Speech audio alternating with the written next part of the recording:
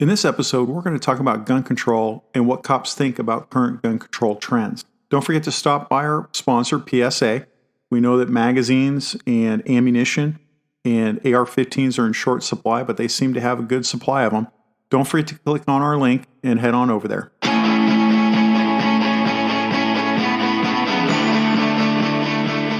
Welcome to 2A Cops, Cops Supporting Gun Rights. Our hosts, Keith and Matt, have over 50 years combined experience as police officers serving in California. In this podcast, we'll talk about all things related to the Second Amendment from a cop's perspective and dispel the myth that cops are for over-the-top gun control.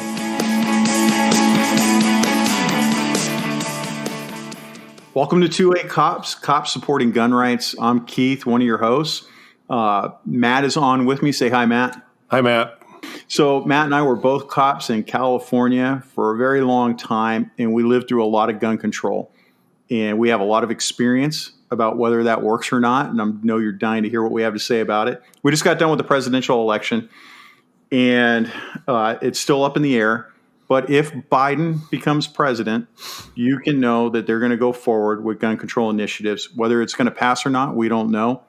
But ask the people in Virginia if they thought this was going to happen to them. What took California 20 years to pass with a bunch of harsh gun control measures took Virginia one legislative session, and that's going to be their roadmap for what they want to do to the rest of the United States.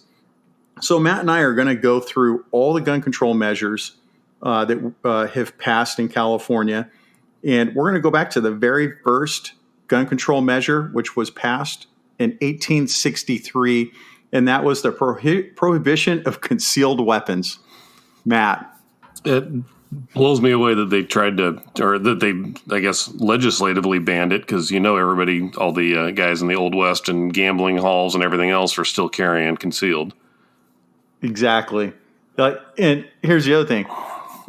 So, Matt, did you ever come across people with concealed weapons when you were a cop? Yes. And they probably never listened to that law that had been enacted since 1863. Right. Not like it's been on the button, not like it was a new law. And then, like, for me, you know, so Matt worked in a county where they gave away CCWs pretty easily, right? Did they do that recently? Prior to that, prior to Jones being elected, they were not as bad as some counties, but definitely not like it is now. And so the county I was in, they would never issue you a concealed weapons permit unless you were a friend of the sheriff.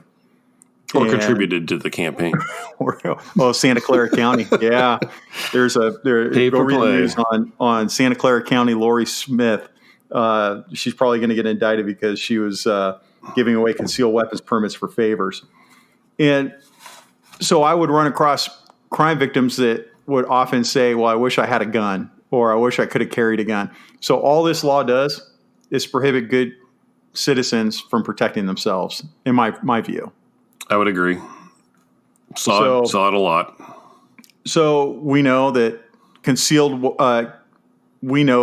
prohibiting concealed weapons doesn't work because, I don't know, Matt, you know, when you talk about concealed weapons in the context of this law, it not just prohibits guns, but it also prohibits dirks, daggers, and all the ninja throwing stars. What and all I that used to other know stuff. is 12020. Yep. But then they changed it. I'm sure you were like me. Every single day, somebody had something. Oh, on yeah. them. Yeah. Except for the good people of the state of California that can't protect themselves. And which we should note, if all these gun control measures made California safer, why is the crime rate going so high, and why is everybody fleeing California, including your two hosts who now live in Idaho? Like America. Like all good cops. All right. So another favorite for Matt. In 1917, background checks were required, and dealers had to share gun sale records with the police. Right, Matt? because they just get on the internet and do a background check. That one blows me away. I mean, like the only thing you'd be able to do would be contact each individual local agency. It's not like there was any kind of data sharing in 1917. And even if they tried to share data, it was horseback or telegraph. What was the one you were talking about? Somebody going from Sacramento to Stockton? Yeah, exactly. So the guy can't get a permit in Sacramento because he got arrested there. So he just goes to the next local jurisdiction, which for Sacramento would be like Folsom. So ride your horse for a day, go get your permit. then come back. Or I'm sorry, go pick up your gun. Yeah, come back and then come back. Yeah. And so, and it's assuming that he can't just go walk around the corner and buy one off some dude. And so, I mentioned that Matt and I had retired to Idaho, which all good retired cops do. They all come here to Idaho, and it was newfound freedom. I sold a bunch of guns when I got up here in the parking lot of our local gas station. I never sell guns. I was that way too, but you can buy whatever you want here. It's awesome. What was cool is the people that I was selling guns to were normal people, and it really wasn't an issue. That weren't meeting in the shadows behind the Walmart. Right. And the whole background check thing, I mean, I hear what people are saying, but I don't know. I see so many bad guys with guns. I think that, they don't go through a background check. How many felons did you come across per month that had a gun with them? You're right. I mean, the background checks don't matter because those guys aren't going to a gun store and buying guns. Oh, now here's a good one. In 1965, now we're going to jump from 1917 to 1965, brought a 5-day waiting period for handguns. So, Matt. Again, I thought that was something newer. I didn't realize it had been around since 65. I didn't know that either. They play a lot of games with it because we'll just jump ahead to 1972 where they brought a 15-day waiting period for handguns. Because you can't kill someone with a rifle. Right, exactly. Well, and what's funny is they say it's a cooling off period. Right. And I'll never forget, I went into my local gun store on duty. I'm in uniform. I'm on SWAT, so I have an H&K 416 in my trunk. I got a Glock 35 on my hip, and I got a Glock 43 in my pocket. And I have to wait a 15-day waiting period, even though I'm armed to the teeth. Yeah. Not just for cops, but for previous gun owners, too. I mean, yes. In theory, the whole waiting period thing for the cooling off, if it's a cooling off period, if you already own a gun, then there's no need for a cooling off period. So I know that that's eventually going to get overturned. At least it sounds like it's going to get overturned finally. But it always blew me away. Not just for cops, not just for guys in the military, not just for armed security people who already, clearly have guns, but just the average gun owner. If they've already owned guns, if they've already gone through the background check, there is no logical argument to maintain a cooling off period for buying your second, third, fourth, fifth gun.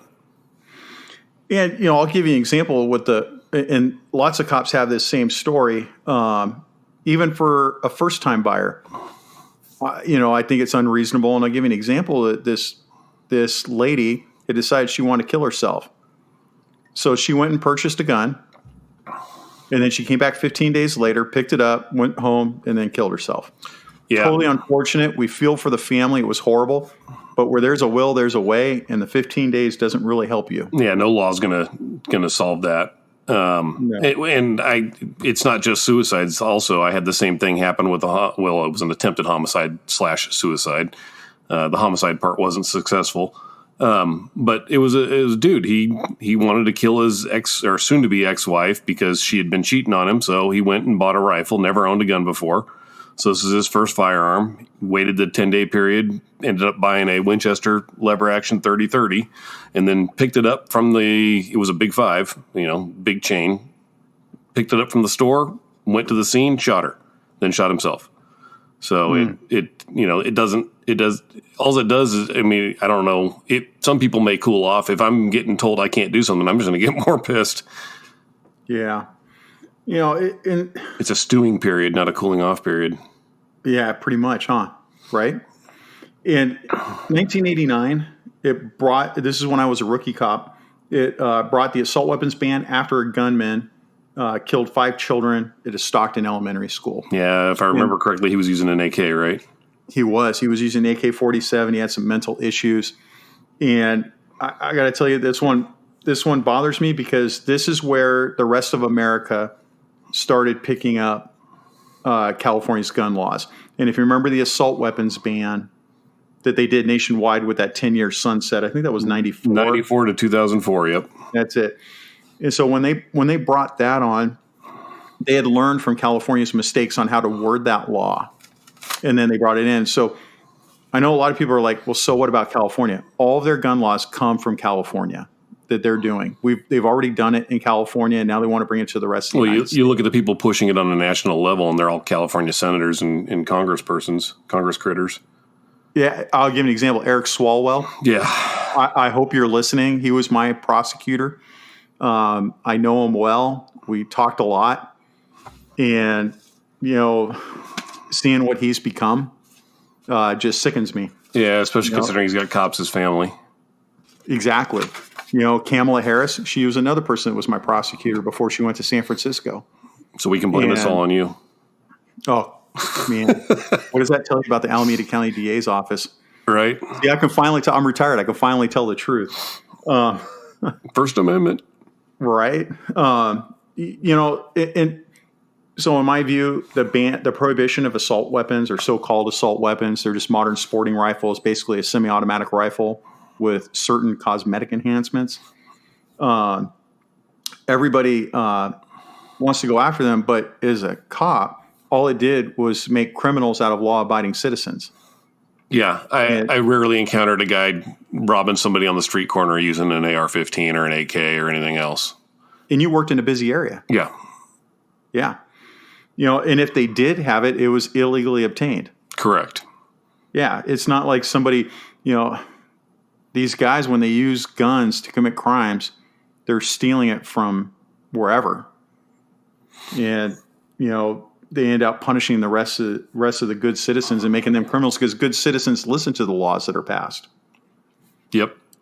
In 1991, it brought waiting periods for all guns and a 10-year ban for some offenses. And then all gun sales have to go through a licensed dealer. So 91 was when they just pushed hard. And you can see it was only a 2-year difference from the assault weapons ban from before.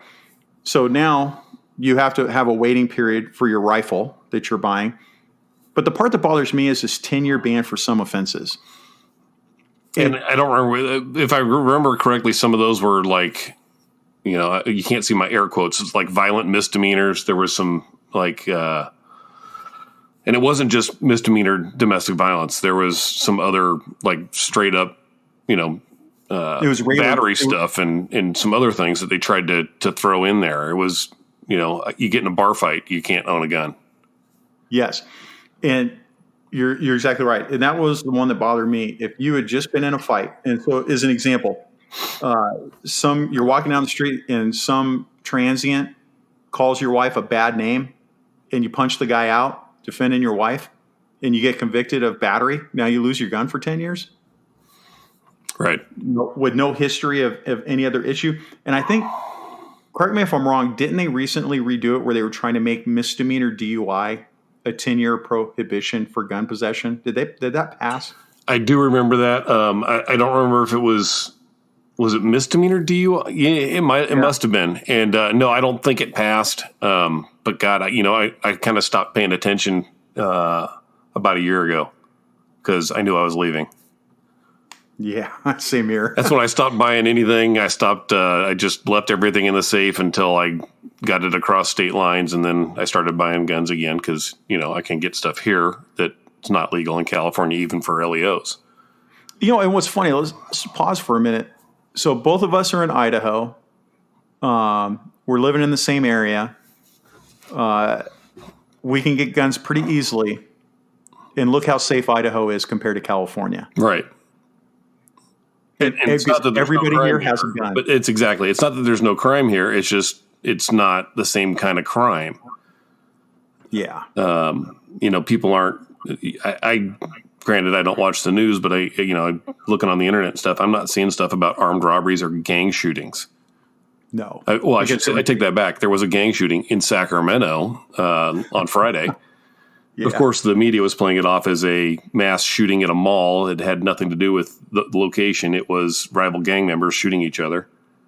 Yeah. So in 1996, this one's odd. It reduced the waiting period for handguns to 10 days from 15. So they actually lowered the amount of time you had to wait, which, well, thank you, Crown, for giving me an extra 5 days to get my gun. Right. In 2000, this one really bothers me, and it was the limit of buying one handgun per month and magazines are restricted to no more than 10 rounds. Why is there a limitation for one handgun a month? I don't understand that. Well, and it makes no sense looking at all the other California laws. I think what they're trying to do is they're suggesting that people are going in there and they're doing straw purchases and buying guns for other people and just selling them on the black market. The California black market, which is legal everywhere else. That's my only thought at least for how they would attempt to justify that. I don't want to jump ahead, but I'm pretty sure they just passed that for all guns now in California, or at least it's on the books. They did. And the Dems are talking about doing that on a national level. Right. And one gun, whether it's a long gun or a handgun. Now, here's the other thing. People are like, well, it's just one handgun, right? Well, I've never bought more than one handgun in a month or more than one gun in a month because that shit's expensive. But then, the other thing, though, is my first day in Idaho, when I was able to establish residency, I went into my local gun shop and I bought 2 handguns that were on the roster, which we're going to talk about the roster. Did I pass the roster already? I don't think it's on here. Oh, I should have had that on there. All right, so we'll talk about the roster in a minute. They were basically guns that were prohibited like a Glock Gen 5. You can't buy in California unless you're a law enforcement officer, which is ridiculous. And the cops don't like that either. So because they're less safe than a Gen 3. Right. It's nothing but a extortion scheme for the gun manufacturers, but that's just my personal opinion.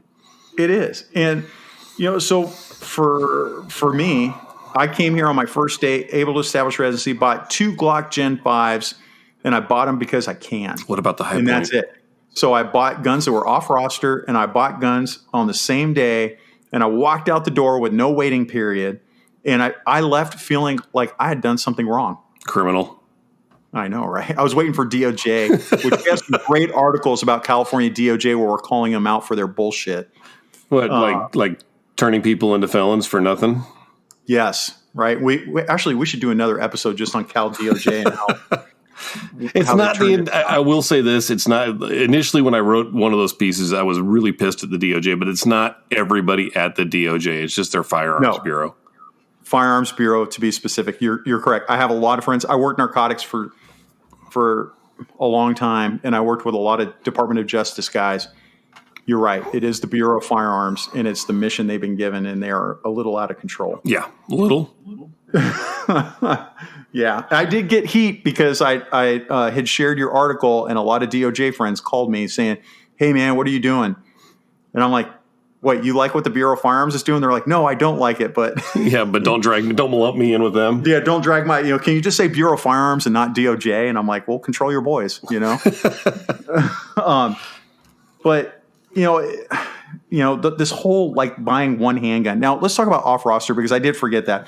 There's MicroStamping and then the off roster, and you could probably explain that better than I can. The MicroStamping portion of it. Yeah, and off roster. I don't understand the roster. I want to say I thought I saw MicroStamping is here. That was enacted in 2013. That's on your list here. So if you want to wait until we get to that, or we can do it now. Oh, it is there. Yeah. I don't think the roster itself is on there, but the MicroStamping part of it is. Okay. Let's jump to 2012. Okay. All right. So 2012 brought the ban of all open carry. I remember when that happened. Same here. And I remember everybody Bay Area people. What's that? It was Bay Area people that prompted the governor to sign that too, because they kept walking around berserkly open carrying. Yeah. So what happened was people were doing 2A, integrity checks or whatever you want to call it. Right. And I remember I got a call for one guy, and he was like the leader of the Bay Area people doing this. And it was a call of a man with a gun at a coffee shop. And we should probably explain to everybody that's not from California how California's open carry law worked in the first place. Go ahead. You could open carry a gun, handgun, in a holster, but it had to be empty. No magazine, no round in the chamber. That's right. You could carry the ammo on you. It just could not be in the gun. Correct. So just so everybody's up to speed there. And so when they described the call, it was obvious to me it was an open carry guy. And so I had canceled everybody, said, just don't go. We're good. And I swung by and I went in to go buy a cup of coffee, saw him, and he's like, "Are you going to do a compliance check?" Because the law allowed for officers to check your weapon to make sure it was unloaded. And I'm like, "No, man, I don't care. You be you." And I'm just going to get my coffee, and he was basically chasing me through the coffee shop saying, "Do an integrity check." Trying to get you to, yeah, exactly, on camera. And I remember I turned to him, and I'm like, "Bro, I know what you're doing. I watch your YouTube channel. I'm here to tell you, I agree with the concept, but the way you're doing it is wrong. They're going to take away open carry." Yeah, and congratulations, they did it. Yep. And I'm like, I want you to put this video up on YouTube. I'm a firm supporter of the Second Amendment. I think every American should be able to open carry. I think this is great, but you're going to ruin it for us because you're doing what you're doing now. You're chasing me through a coffee shop, making a scene. Yeah. And that's exactly what happened. And you come off to non-gun owners as unhinged. Exactly. And he looked unhinged. I get what he was doing. He was an odd dude, but he was coming off as unhinged. And after it passed, I went to him and I'm like, "Bro, what did I tell you was going to happen?" He's like, he kind of went off on a tangent. Yeah. And I'm like, "If you never posted our video on YouTube, how come you only show the bad context and not the good?" And it's just like cop blockers that do the same thing. Yeah. It's just unfortunate. I wish they would show the positive interactions or the ones where they're acting like dorks. Right. And the cops were like, "Hey man, like whatever." They don't. That doesn't get views though. That's exactly it. I've seen some of those videos where they've actually had good interactions. I think it was when Texas was having their open carry rifle because you couldn't. What was it? You couldn't open carry a rifle or you was a handgun. I don't remember which. And then, the rifle. You couldn't open carry a rifle. And so they were having interactions with cops all the time. And there was this one they actually posted. It was a great interaction with a cop. He started talking about the guns and everything else, and they had a good conversation. Everybody left happy. And they actually posted it. The problem is it doesn't get any traffic because there's no controversy. Nope. And then the worst part is in the comments, people are like, they would put like, "Good servant, good for you," right. They're demeaning about it. And it's like, really, you got to be a dick? Like, you can't just say, "Hey, that's nice to see." They got to demean you at the same time. Well, again, it's cop block. I know. All right, microstamping. 2013. Is this when the roster happened? I thought the roster. No, the roster was before that. The microstamping was an additional thing on the roster, and I don't remember exactly. I'll Google it real quick while we're talking. I don't remember exactly when the roster went into effect, but the microstamping, that was actually Kamala Harris decided that it was because it was written into law earlier than that. But that was when 13. Yeah. So that was when they decided that it was now feasible. So it got written into the law earlier that they were going to require microstamping, which for people who don't understand what microstamping is, when you fire the gun, the pressure in the chamber pushes the round back against the bolt face and the firing pin, and it leaves a microscopic serial number. It's not necessarily the serial number of the gun, but it's just a serial number that they can track that's registered to the gun. So the problem is, even though they decided it was feasible when they enacted it, or when Kamala Harris deemed it was feasible, it's only good for, I want to say, I think it was like 1,000 rounds. It wears off because it's so microscopic that it just disappears. Not that it would prevent a guy from, let's say, he knows his gun's got microstamping, so you take a piece of sandpaper to the breech face to the bolt face, and in 3 swipes of 600 grit sandpaper, and you've cleaned off your microstamping. Or the same thing with the firing pin. So, or striker, whichever, depending on what the gun you're shooting is. But it's just, and it's stupid. Or gee, let me swap the slide out on my Glock to a different Glock. I mean, it's not like it's the same thing as firearms registries themselves. Just because a gun serial number, you got the serial number of a gun, just because that gun was used in a crime doesn't mean the person who bought it and it was registered to is the one who used it. Exactly. Now, tell me about the roster. I'm sorry, I never got listeners about the roster. I haven't got the date yet. So don't worry about the date. Just describe what it is, because it's funny talking to people from free America who don't understand it. So California deemed that in order for you to be able to purchase a handgun, it has to be a safe handgun. The way they initially got it through legislation-wise was they said, well, look at all these Saturday night specials, the cheap little $7,500 handguns that were injuring people when they would have a catastrophic failure. So that was how they justified it. And then later it's evolved, and it's evolved to the point where it's got the microstamping as part of it now.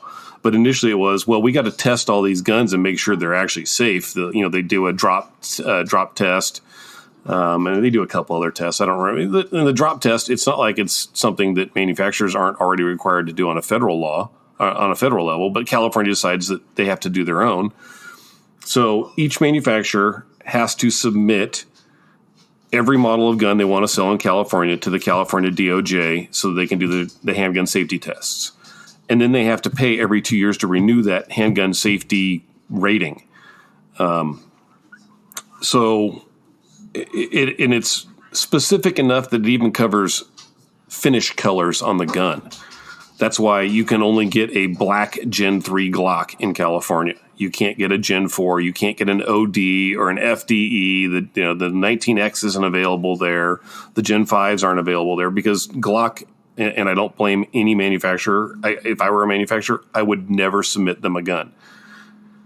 I wouldn't. I wouldn't either. And I understand why some of them do, because people don't understand how many gun owners there are in California. There's more gun owners in California than the population of like 38 of the states, and that's just gun owners. That's not the population of California. The population of California is huge. Is 40 million people, and I think there's like five. I think they estimate it's either 5 to 7 million gun owners in California. So I understand why gun manufacturers want to be able to sell guns in California, but. Personally, on a personal level, I'd be like Ronnie Barrett. I'd be like, screw you. I'm not selling you anything in California. So Matt is working for a friend in a gun store here, and I have my federal firearms license.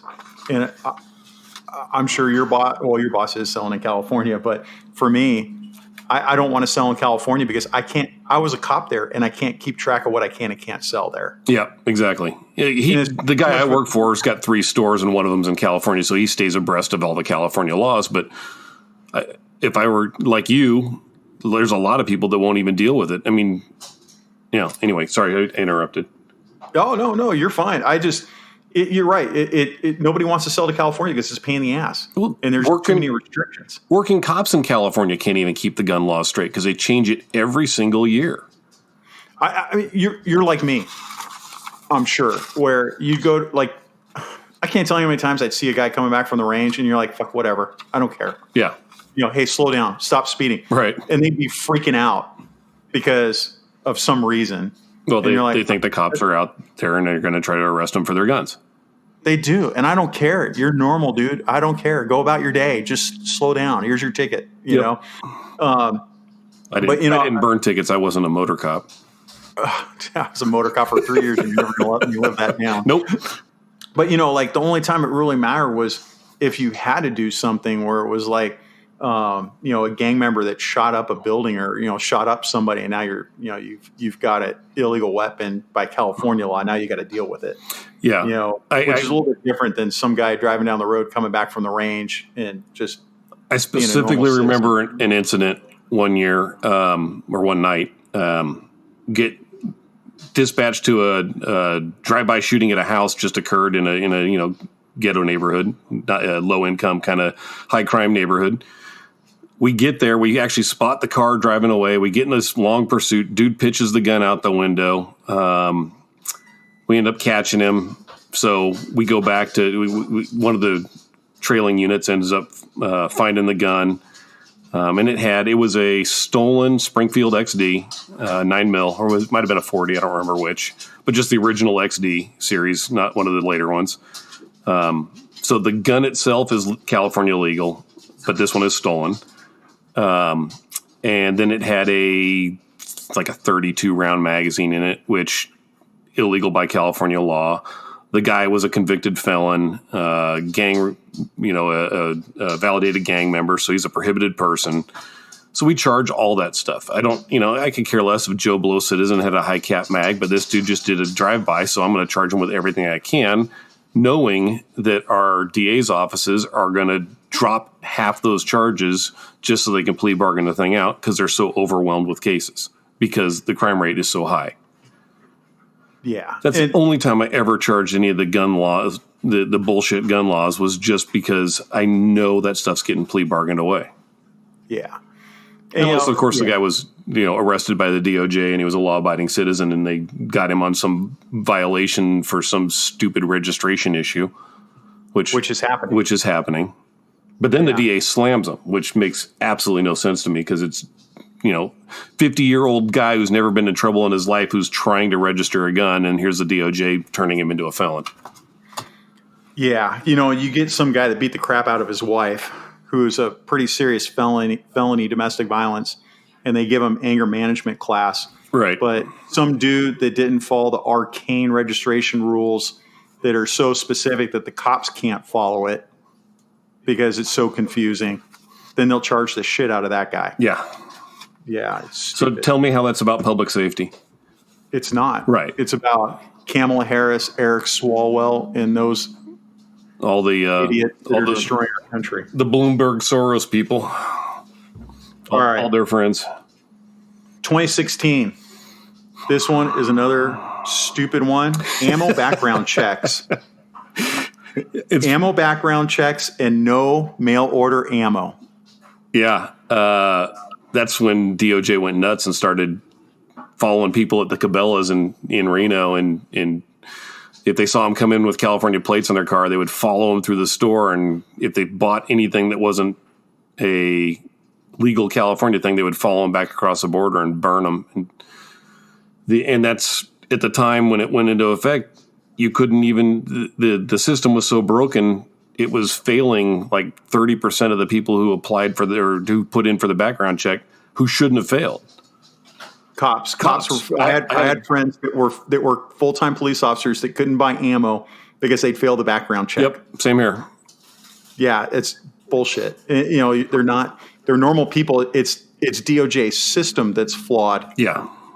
Not the good people trying to buy ammo. Right. And the funny thing, at least the thing I always thought was funny about it, was I never once caught a bad guy with a gun who had it loaded with the same ammo. It's like it was always a hodgepodge of crap, green growing brass. It was just like they dug the ammo up in some guy's yard. It was, never did the guy have like a single magazine loaded with all the same stuff that was new. It was always just wherever they could find it. I had a guy he had a single barrel 12 gauge that he had sawed off. Actually, he had broke the stock off, sawed the barrel off, and it was a 12 gauge, but he didn't have any 12 gauge ammo. So he cut some strips of aluminum can and wrapped them around a 20 gauge shell and stuffed it in there. And it worked. I mean, he fired it. It was a run by shooting. He ran by this guy's house and fired around at him. And it was like, number 8 bird shot out of a 20 gauge from 30 yards. So all it did was crack all the windows on the guy's house. I'll show you. I had another one. It was 2 of the biggest criminals in town decided to have a shootout at a gas station. And they were both very bad people that do a lot of violent stuff towards people. And we'll have another session where we'll just bitch about how California lets all their criminals go. What? And I think one of them had been arrested for murder and had already done his time and was out on the street. So, I mean, to tell you the caliber of people. And he was 23 years old.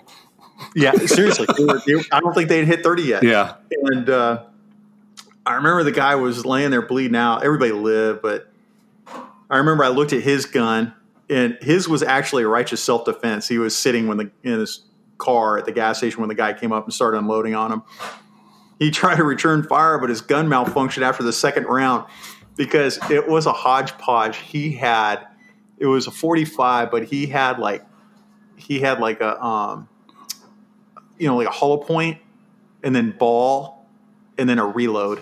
And it was the reload that failed. And lead and FMJ and semi-jacketed hollow point. And you're just like, you want to give them a class. Like, all right, bro, if your life depends on this is what you need to do. Yeah. But, it just, you're right, though. I mean, the criminals, like, they go to, they like how everybody has like a quarter jar. These guys go to an ammo jar and just pick whatever they can find. Right. Yep. So all it does is hurt regular people, So on the national level, Biden wants to, and we'll talk about Biden's gun control plan in another podcast. But one of the things that Biden wants to do is he wants mail order ammo, no more mail order ammo. He wants ammo background checks, and all parts for guns have to go through an FFL. Yeah, right. All replacement parts, period. And so non-serialized parts. If an FFL, I'm like, heck yeah, I'm about to make a lot of money. Right. Well, but is a regular, is a citizen and is a former cop, that is the biggest load of shit ever because it does nothing to protect anybody. And there's absolutely no way to track it because I said, all those parts are non-serialized. So there's no way to keep track of what's being sold and what's not. Exactly. And it just, the whole thing is just a joke. The last one, 2019, lifetime ban for misdemeanor domestic violence convictions, and only a 21-year-old can buy a gun. Right. You can go die for your country, and they want you to be able to vote at 16, but you can't buy a gun until you're 21. Good observation. You're right. And look, even like some of these like misdemeanor DV convictions, I get where they're going, but and nobody should ever hit their spouse or girlfriend, boyfriend. Right, because it goes both ways. And it's funny, like, I was a cop before we made all these domestic violence laws. It was just battery if you hit your wife. And after O.J. Simpson murdered that one gal, after that it occurred, they enacted all these domestic violence laws, and all of a sudden we had no man on woman domestic violence. I won't say none, but it was infinitesimal compared to what I had when I first started. So the laws worked, but man, the women do beat the crap out of the men when it comes to DV calls. Yeah, they just don't want to report it. Yeah, and anyways, I don't know. Personally, I think for misdemeanor domestic violence, having a lifetime ban. Well, I agree. I think it's a load of crap for any misdemeanor conviction. If it's bad enough battery, it's going to be a felony. Yeah, I agree. Yeah. In California, as a street cop, if I go to a DV call and one half alleges that the other half did anything to them and they feel pain, it's a misdemeanor crime, and I'm supposed to take a report. Yes. So it doesn't. There has to be absolutely no physical evidence. Yet I'm required by law to take the report. Yes, and you're required to make an arrest. Right. If you can determine if it's legit. Right. Yes. Yeah. And who the primary aggressor was and everything else. Yeah. And so if the guy keeps his mouth shut, doesn't say a word, and the only person talking is her, the lady, well, then you have nothing to counteract what she's saying, so you have to make an arrest. Yep. And which we know is not right, but that's the requirement of California. Right. It's one thing when you show up and somebody's obviously beat to shit. I mean, that's a no-brainer. But when you got absolutely no physical evidence and just somebody complaining, oh, my lip hurts. Yes. Or, oh, my cheek hurts, whatever. He slapped me or she slapped me. And granted, it's usually he slapped me because I don't remember. I think I can think of maybe 2 times the guy called in my entire career. Oh, see, I'm the opposite. I had more women on men than men on women. Really? At the end of my career. You're talking about domestic violence, not Pornhub, right? Right, exactly. What's Pornhub? I don't know. I keep hearing about it. All right. So the reason why Matt and I wanted to even talk about California gun control laws is, look, this is exactly what the Dems want to pass at a national level. It's the blueprint. Look at Virginia. Virginia is your warning sign. We saw what they did there in one legislative session. They did everything that California had going on. and this is exactly what they want to do with the American people.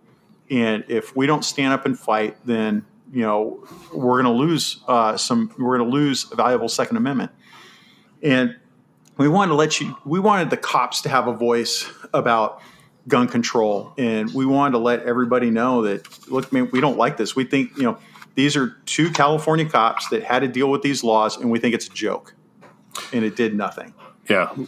It actually had all the stuff that they want to enact on a federal level. We already have dealt with it, and it had zero effect on actual violent crime.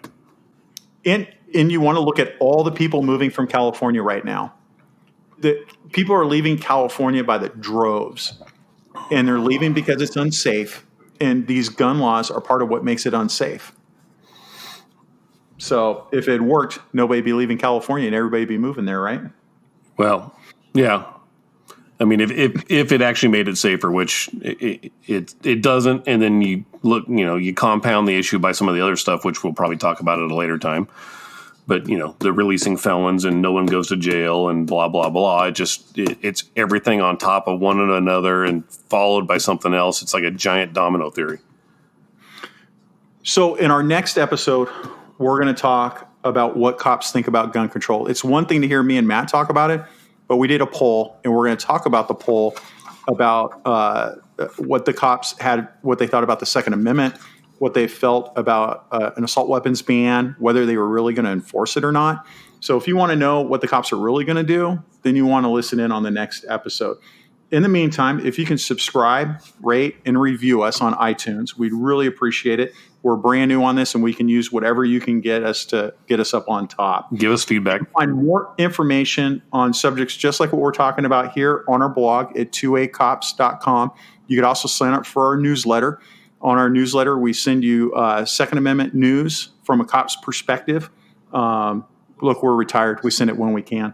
You can find the show notes at 2acops.com as well with all of our links.